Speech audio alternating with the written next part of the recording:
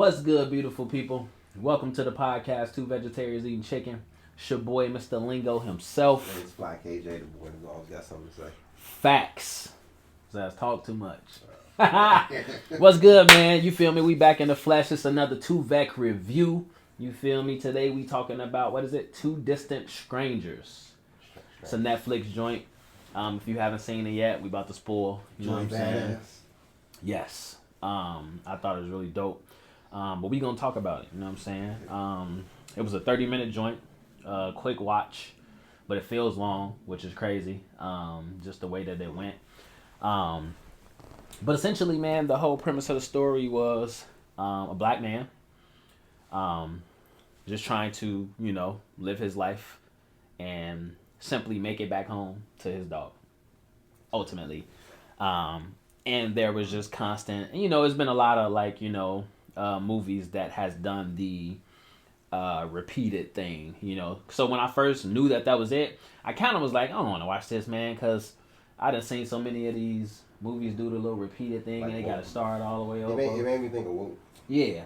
But it was dope because it was so relevant with what's going on today, especially with the, very unfortunate. And this is crazy because even with the specific situation that happened in Minnesota, they had no way of knowing that was going to happen, and they released it at the, perfect time, Yeah, overall, I just thought that it was very direct in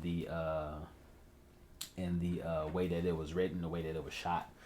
But how'd you feel about it overall? I just kind of felt like it just I felt all of it. You know what I'm saying? It was very close to home, and I feel like that every day, every time I'm driving or I'm in a place where 12 is around. I feel itchy. I feel like, why y'all close to me? I feel like Smokey and in that fucking pigeon coop. You know what I'm saying? Like, get off me. You feel me? But I can go on. How'd you feel about the whole thing, KJ? I thought it was interesting.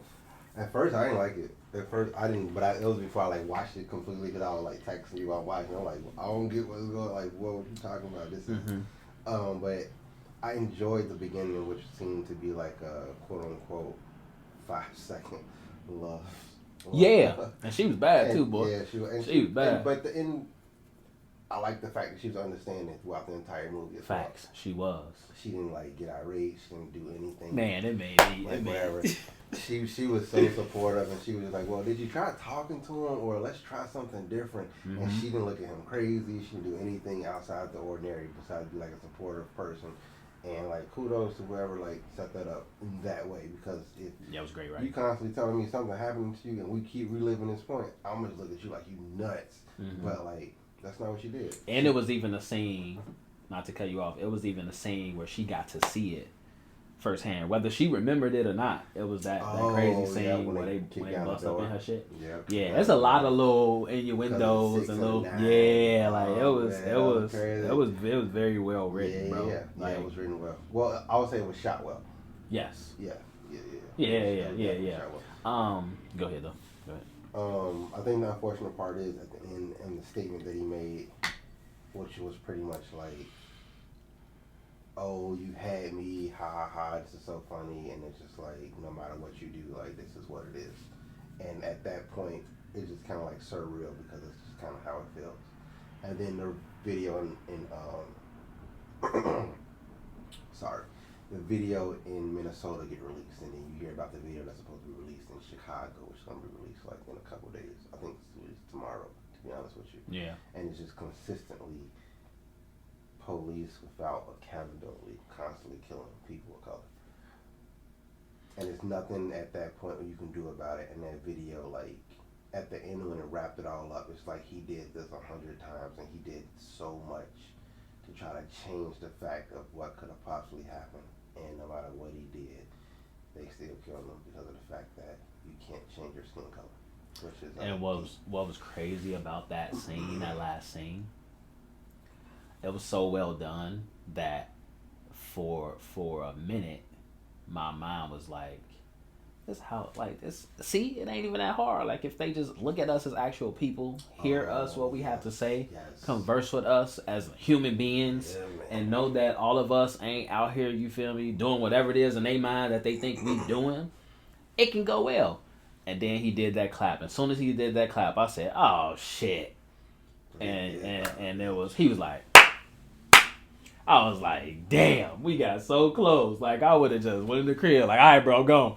You feel me? But, like, it just goes to show no matter what we do, no matter what we say. Like, I even saw a video today, not to get off topic, but it's still relevant. I saw a video today of this black guy getting pulled over. And the officer basically pulled him over because he was going 65 in a 70. And he asked for his, like, license and registration or whatever. And the guy was in a rental, a black guy, obviously. He was in a rental, and then he had on like a shirt or something, his work shirt. I think he was either going to work or coming from work.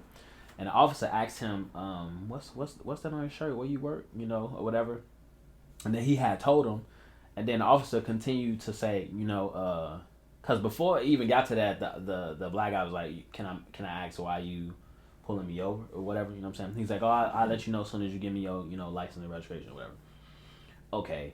So then he starts to proceed to like have this like small talk conversation with him or whatever. Like, how long you been working there? I think he asked him, and the black guy was like, bro, like what's that have to do with the traffic stop? Like, bro, just go check whatever you need to check to tell. I'm not gonna engage in no conversation with you. Like, you know what I'm saying? Now he ended up, and it's weird to even say this sometimes, he ended up being lucky, you know what I'm saying, as a black man getting pulled over by law enforcement to be able to tell the story and go home, like, you know what I'm saying, because a lot of us obviously ain't getting to, you know, live those, you know, and be able to tell a story. And so it's just, I don't know, man. I had a thought the other day, like, man, I'm starting to feel like, wait, maybe I was already feeling this way.